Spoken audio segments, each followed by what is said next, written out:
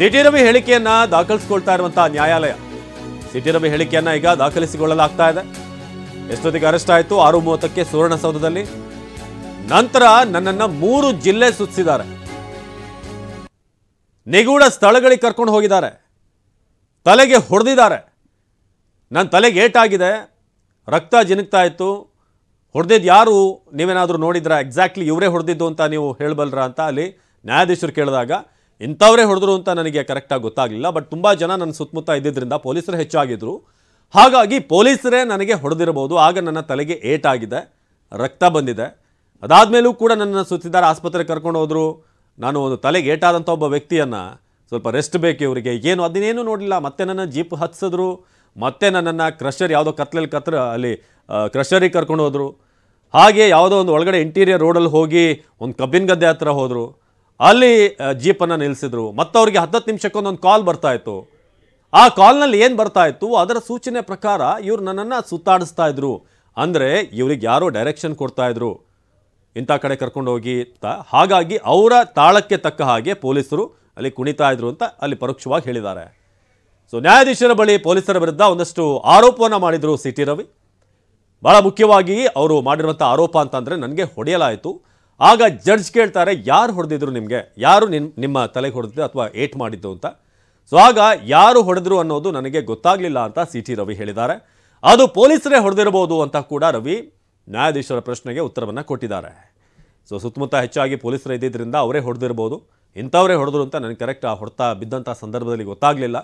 ಒಂದು ರೀತಿ ಅಲ್ಲಿ ಪರಿಸ್ಥಿತಿ ಆಗಿತ್ತು, ಅಲ್ಲಿ ಕಂಪ್ಲೀಟಾಗಿ ಒಂದು ದೊಂಬಿ ರೀತಿ.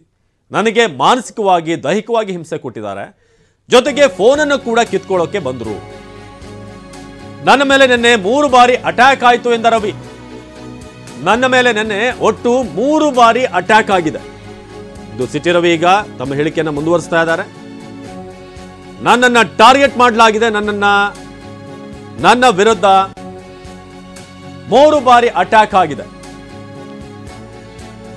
3 ಬಾರಿ ನನ್ನ ಮೇಲೆ ಹಲ್ಲೆ ಪ್ರಯತ್ನ. ನಾನು ಕಂಪ್ಲೀಟ್ ಆಗಿ ನನ್ನ ಡೇಂಜರ್ನಲ್ಲಿದ್ದೆ. ನ್ಯಾಯಾಧೀಶರ ಮುಂದೆ ಸಿಟಿ ರವಿ ಆರೋಪ, 3 ಬಾರಿ ನನ್ನ ಮೇಲೆ ಹಲ್ಲೆ ಆಗಿದೆ.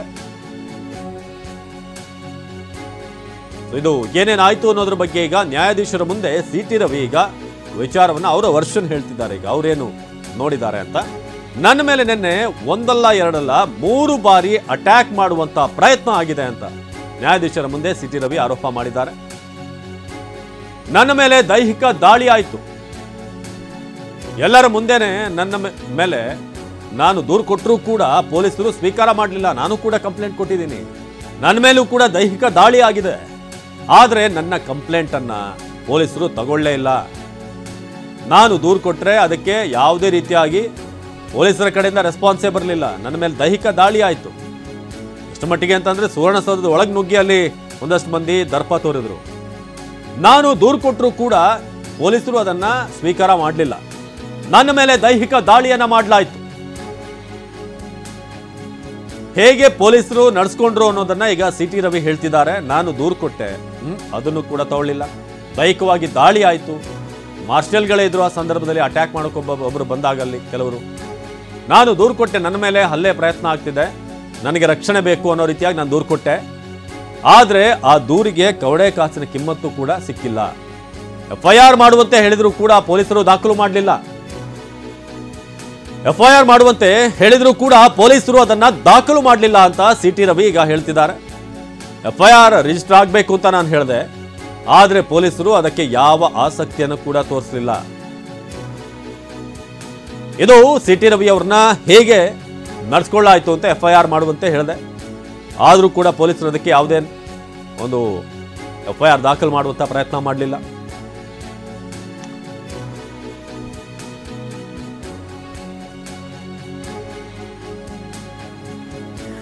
ಓಕೆ, ಈಗಾಗಲೇ ಸಿಟಿ ರವಿ ಅವರನ್ನ ಕೋರ್ಟ್ ಮುಂದೆ ಹಾಜರುಪಡಿಸಲಾಗಿದೆ. ಅಲ್ಲಿ ಜಡ್ಜ್ ಪ್ರಶ್ನೆಯನ್ನ ಕೇಳ್ತಾ ಇದ್ದಾರೆ, ಅದಕ್ಕೆ ಕ್ಲಾರಿಫಿಕೇಶನ್ ಕೊಡ್ತಾ ಇದ್ದಾರೆ ಸಿಟಿ ರವಿ ಅವರು. ಏನೇನ್ ಆಗಿತ್ತು ಅಂತ ಒಂದ್ ಕಡೆಯಲ್ಲಿ ತಾನು FIR ಮಾಡುವಂತೆ ಕೇಳ್ಕೊಂಡ್ರು ಕೂಡ ಪೊಲೀಸರು ಅದನ್ನ ದಾಖಲು ಮಾಡ್ಕೊಳ್ಳಿಲ್ಲ. ಅದರ ಜೊತೆಗೆ ತನ್ನ ಮೇಲೆ ಹಲ್ಲೆ ಆಗಿದೆ ಅನ್ನೋದಾಗಿ ಹೇಳ್ತಾ ಇದ್ದಾರೆ. ಹಲ್ಲೆ ಮಾಡಿದ್ದಾರೆ, ಯಾರು ನಿಜವಾಗಿಯೂ ಹಲ್ಲೆ ಮಾಡಿದ್ರು ಅಂತ ಗೊತ್ತಾಗ್ಲಿಲ್ಲ ಅಂತ ಹೇಳಿದ್ರೆ ಇದ್ದಂತ ಪೊಲೀಸರಲ್ಲಿ ಇವರೇ ಹಲ್ಲೆ ಮಾಡಿದ್ರು ಅಂತ ಪಾಯಿಂಟ್ ಮಾಡಿ ಹೇಳೋದಕ್ಕಾಗ್ತಾ ಇಲ್ಲ. ಬಟ್ ಹಲ್ಲೆ ನಡೆದಿದೆ ಅನ್ನೋದಾಗಿ. ಅದರ ಜೊತೆಗೆ ನಿನ್ನೆ ರಾತ್ರಿ ಇಡೀ ಸುತ್ತಾಡಿಸಿದ್ರಲ್ಲ, ತಲೆಯಲ್ಲಿ ರಕ್ತ ಬರ್ತಾ ಇದೆ, ಏಟಾಗಿದೆ, ನೋವಿದೆ. ಇಷ್ಟೆಲ್ಲದರ ನಡುವೆ ನನಗೆ ಜಿಲ್ಲೆಯಿಂದ ಜಿಲ್ಲೆಗೆ ಮೂರು ಜಿಲ್ಲೆಯನ್ನ ಸುತ್ತಾಡಿಸಿದ್ರು, ಸ್ಟೇಷನ್ ಇಂದ ಸ್ಟೇಷನ್ಗೆ ಕರೆದುಕೊಂಡು ಹೋದ್ರು ಅಂತ. ಅದ್ರ ಜೊತೆ ಬಹಳ ಮುಖ್ಯವಾಗಿ ತನ್ಗೆ ಹೊಡೆದಿದ್ರು ಅನ್ನೋದಾಗಿಯೂ ಕೂಡ ಹೇಳ್ಕೊಂಡಿದ್ದಾರೆ. ಆಗ್ಲೇ ಹೇಳಿದಾಗೆ ಯಾರು ಹೊಡೆದ್ರು ಅನ್ನುವಂತ ಕ್ಲಾರಿಟಿ ಇಲ್ಲ, ಆದ್ರೆ ನನಗೆ ಏಟು ಬಿದ್ದಿದೆ, ಹಲ್ಲೆ ಮಾಡಿದ್ದಾರೆ ನನ್ನ ಮೇಲೆ, ಪೊಲೀಸರೇ ಹೊಡೆದಿರಬಹುದು ಅಂತ ಸಿ.ಟಿ. ರವಿ ಜಡ್ಜ್ ಮುಂದೆ ಹೇಳ್ತಾ ಇದ್ದಾರೆ. ಕೆಲ ಗಂಟೆಗಳ ಹಿಂದೆ ಅವರನ್ನ ಜಡ್ಜ್ ಮುಂದೆ ಹಾಜರುಪಡಿಸಲಾಗಿತ್ತು. ಜೊತೆಗೆ ಇನ್ನೊಂದಷ್ಟು ಜನ ಬಿಜೆಪಿ ನಾಯಕರು ಕೂಡ ಕೋರ್ಟ್ ಆವರಣಕ್ಕೆ ಬಂದಿದ್ದಾರೆ, ಅವರಿಗೆ ಬೆಂಬಲವಾಗಿ ನಿಂತಿದ್ದಾರೆ. ಆಮೇಲೆ ನನ್ನಿಂದ ಫೋನ್ ಕಿತ್ಕೊಳ್ಳೋಕೆ ಪ್ರಯತ್ನ ಪಟ್ಟರು, ನನ್ನ ವಾಚ್ ಅಲ್ಲಿ ಮಾತಾಡ್ತಾ ಇದ್ದೆ, ಅದನ್ನೂ ಕೂಡ ಕಿತ್ಕೊಳ್ಳೋ ಪ್ರಯತ್ನ ಮಾಡಿದ್ರು ಅಂತ ಸಿ.ಟಿ. ರವಿ ಜಡ್ಜ್ ಮುಂದೆ ಹೇಳಿಕೆಯನ್ನ ಕೊಡ್ತಾ ಇದ್ದಾರೆ.